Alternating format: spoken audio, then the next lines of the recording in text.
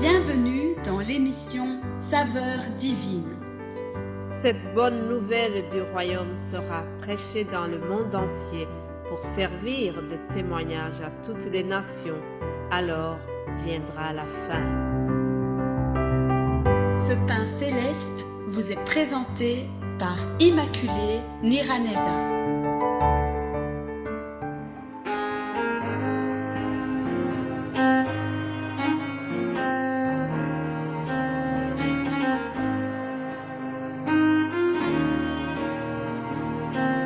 Bienvenue très chers amis à l'écoute de cette émission. Que la paix de Dieu soit avec vous. Je remercie le Seigneur pour son soutien à ce ministère de la saveur divine. Chers amis, vous savez, dans la vie de tous les jours, lorsque les autorités de ce monde envoient leurs travailleurs en mission quelque part, ils donnent aussi des frais de mission. Je voudrais vous dire que nous sommes les ouvriers du Seigneur. Nous sommes les travailleurs du royaume de Dieu. Jésus-Christ, dès sa résurrection, il a envoyé les disciples en mission. Et nous sommes dans le prolongement de cette mission. Il nous a envoyés aussi dans le monde. Et je le remercie parce qu'il nous donne aussi les provisions, les besoins nécessaires pour cette mission. Jésus nous les donne. Hier, j'ai été vraiment très contente de voir, de constater que Dieu est à l'œuvre, que Dieu nous a donné l'approvisionnement nécessaire, approvisionnement au niveau de la louange, au niveau de la parole, au niveau de l'écoute de la parole et l'accueil bienveillant qui était là.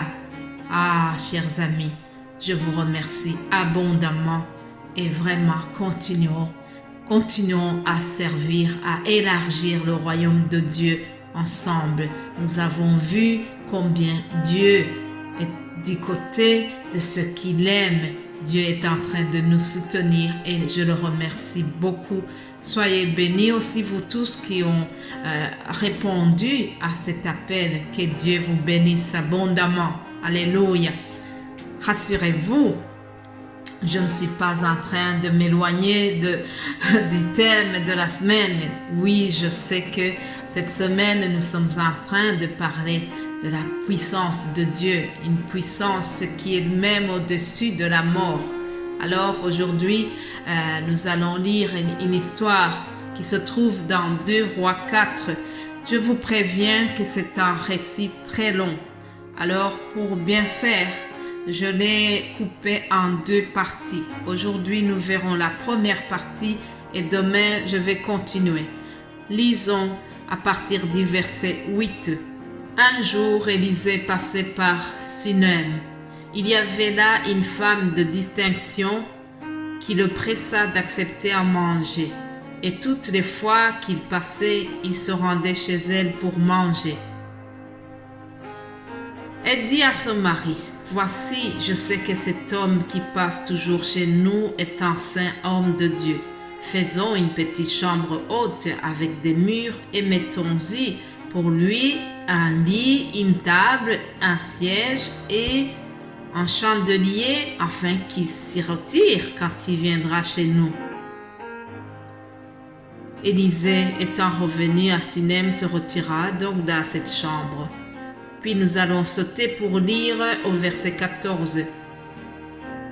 Et il dit: que faire pour elle? Géasi répondit: mais elle n'a point de fils et son mari est vieux.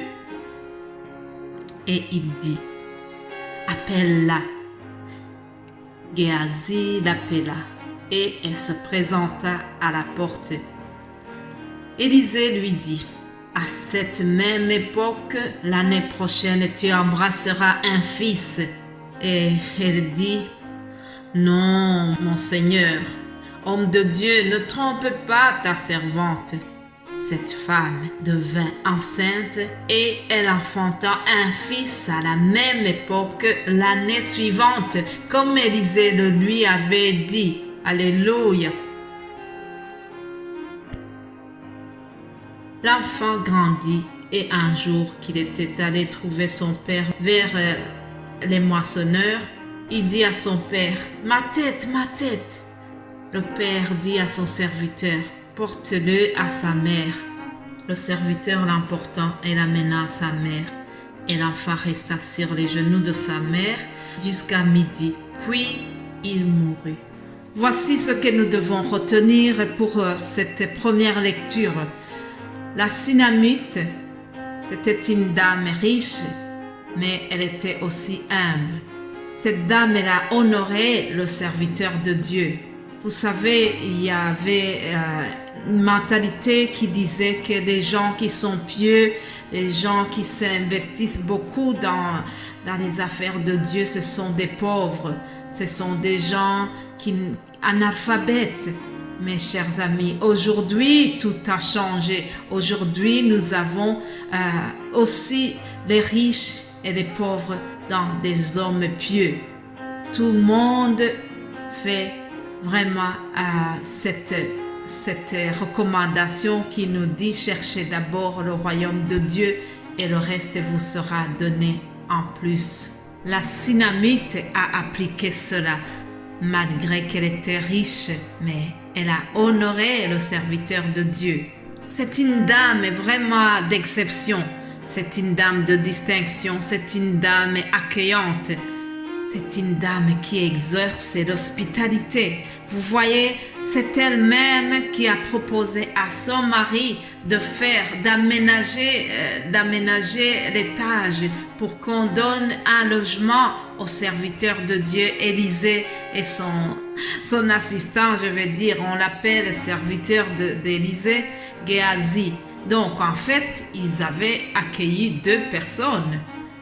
Ce n'est pas quelque chose de facile, mes amis, mais la Sunamite avait compris qu'il faut vraiment exercer l'hospitalité. Hébreux 13, verset 2 nous dit « N'oubliez pas l'hospitalité, car en l'exerçant, quelques-uns ont logé des anges sans le savoir. » Alléluia. Alors les hommes de Dieu avaient constaté combien ils sont très bien accueillis dans cette famille. Et Élisée se demandait comment remercier cette dame, comment remercier cette famille qu'il avait bien accueillie. Alors, il est en train de parler avec son assistant, Géasi. Il se demande ce qu'il faut faire. Et puis, Élisée, tout d'un coup, il a posé même une question au verset 14. Il a dit, « Que faire pour elle ?» Autrement dit, comment pouvons-nous la remercier? Ah, bien-aimé qui m'écoute, je prie que tu aies des bonnes actions, je prie que tu aies des bonnes œuvres, des œuvres qui vont pousser au ciel de se poser cette question. Que faire, que devons-nous faire pour elle, pour lui qui fait autant pour le royaume de Dieu? Que devons-nous faire pour le remercier? Alléluia. Alors, Géasi a fait remarquer à Élisée, mais tu n'as pas constaté qu'il n'a pas d'enfant? En plus, son mari est vieux, donc il n'y a plus rien à faire. La chance d'avoir un enfant est très minime. Ah, mais à côté de cela, il y avait la puissance de Dieu. Alléluia. En quelque sorte, Géasi était en train de dire à son patron, Élisée, oui, il n'a pas d'enfant, mais humainement par là, ça va être impossible puisque son mari est vieux.